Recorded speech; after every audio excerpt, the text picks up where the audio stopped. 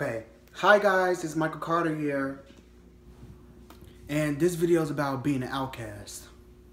So first I want to start off with my family situation, and then I'm going to move it towards the school situation. Okay, so now I'm going to get started about the family ordeal. Now starting off with the outcast in my family. Let's just say I've always been like the outcast in my family. Like, I never like fit in with them. I was always the weird character in my family. Like, my family used to discourage me. They used to like always verbally abuse me. That was really all this whole bullying thing came from, like, from my family.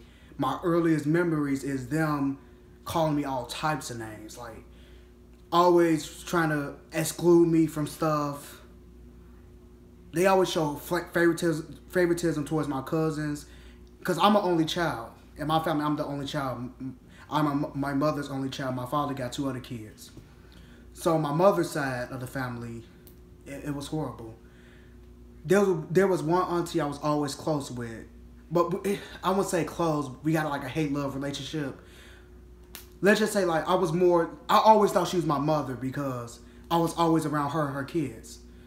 I mean, I'm not going to say my mother's a neglectful mother. She always, for what I know, she always had to work. So I was always around my auntie and her kids.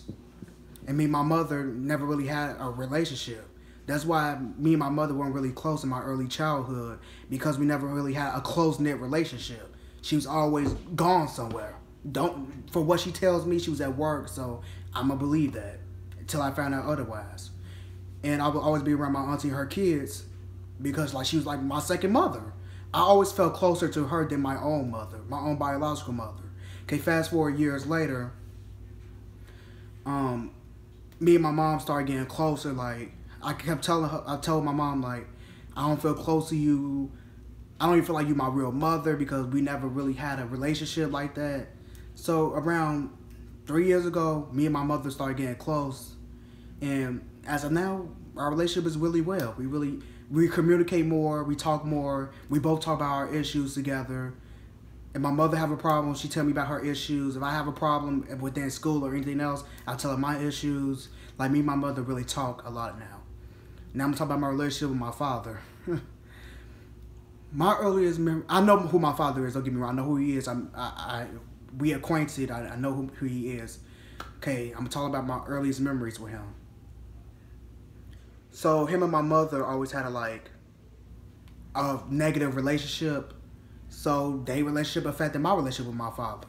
Like, there was time when my father tried to see me, but my mother was often scared of him. Like, she was afraid of him because I'm not trying to put this out there, but I'm going to put it out there. He used to hit her, so she used to be very afraid of him. I witnessed myself of him abusing her. He made her nose bleed once. It was horrible. So my earliest memories of my father is he tried to be in my life, for what I know. He even took it as far as to take my mother to court so they could have like a custody thing where he could see me 50% of the time and she had me 50% of the time.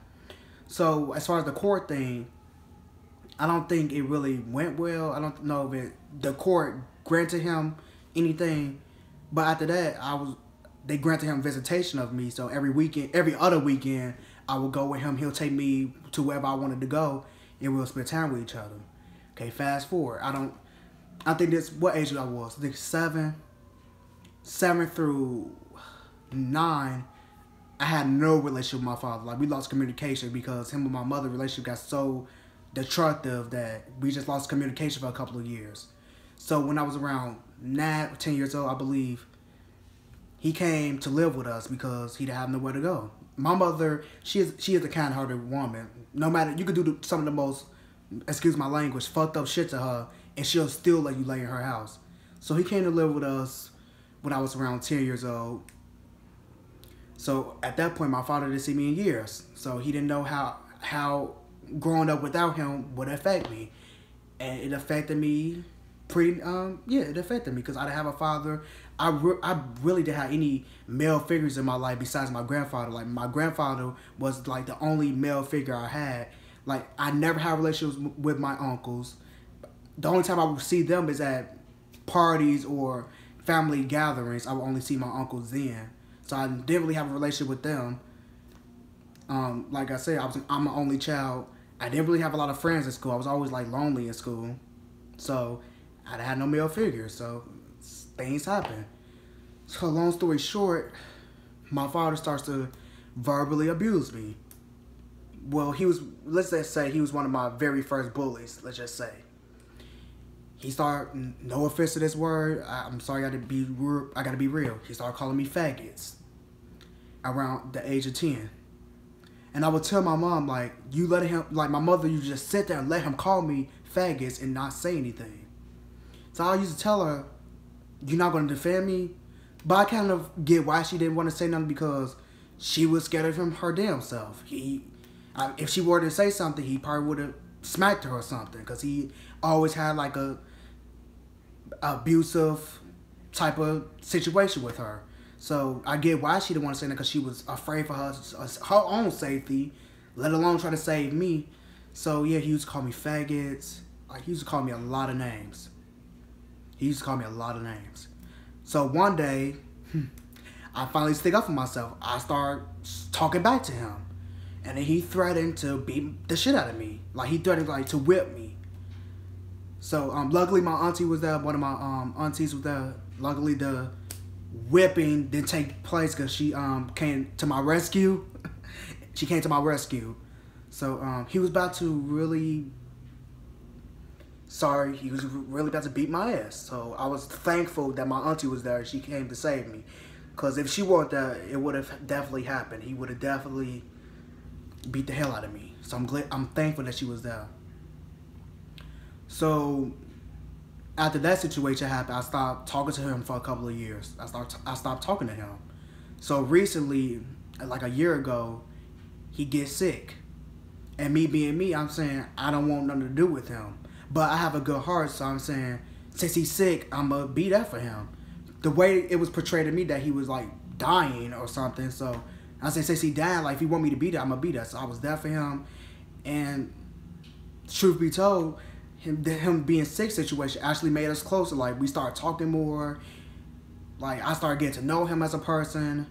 So him being sick really brought us closer. So this was actually a few months ago. This was recently. So we got closer. Like, I love my father now. Like, I really do love him. So we closer now. We communicate more. Like, we have a really close-knit relationship because of him being sick. And I have a good heart, so I didn't want to just, like, not be there for him, because he is my father. So the best gift he ever given to me was life. So I will forever be thankful for that. So yeah, we are close now, and we have a good relationship nowadays. Now I'm going to talk about my school situation of me being an outcast at school. Okay. At school, I was always quiet. I was always quiet. I was always shy. I always kept to myself at school. I used to sit by myself a lot in my earlier years of school. So I guess me being quiet is what prompted kids to mess with me, because they thought in their mind, he quiet, he weak, he not gonna do nothing back. But little did they know, at first I let them bully me at first, but after years of torment, I started sticking up for myself. I started going in. I started going crazy on them. I started fighting some of them. Like, I really did a 360 on them. So they tried to bully me because I was quiet, and really because I was quiet. And sexuality purposes, they tried to bully me because of that. They bullied me about a lot of things. Around that time when that bullying was happening, I was bigger than what I am now. Like, back then I was at least 200 some pounds, and now I believe I think 175. So I lost weight since then, because this was like 3 years ago. This was the most recent situation I can remember. So yeah, the kids used to always exclude me and everything. Like, they used to have fun at recess. Like, nobody wanted to include me. I always sat by myself. Really, I felt sorry for myself. I just sat there. I just talked to myself. I had nobody. I had no friends at school whatsoever. So I was just sitting there being the outcast.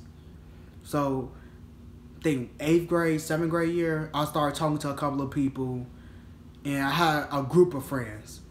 So I had a group of friends in 7th, 8th grade year. It was 5 people in the group. So I had a group of friends.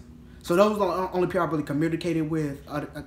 If I weren't communicating with them, I was still a quiet person. I still kept to myself most of the time. And yeah, that's basically what happened as far as me at school. There was times I used to come from school crying. Like, the bullying used to be horrendous. It was horrible. The bullying used to be horrible. And there was times I used to come home crying. I wanted to commit suicide. I used to be depressed for a while. I used to tell my mom I don't want to go to school. I used to stay home from school for like weeks at a time because I didn't want to go. I didn't want to go to school and feel miserable. There were times where I tried to ditch school, but I knew if I were to ditch, I was going to be dealt with at home. So I didn't want to put myself in another sticky situation. So I just sucked it up and went to school on the days where I wanted to ditch school. So yeah, that's basically it. I'm going to touch on one of my family situations. Okay, this my uncle, he used to call me sissies and stuff, like really horrible names. Maybe because like me and him never really had a relationship, so he really virtually didn't really know me because I never had a relationship with him.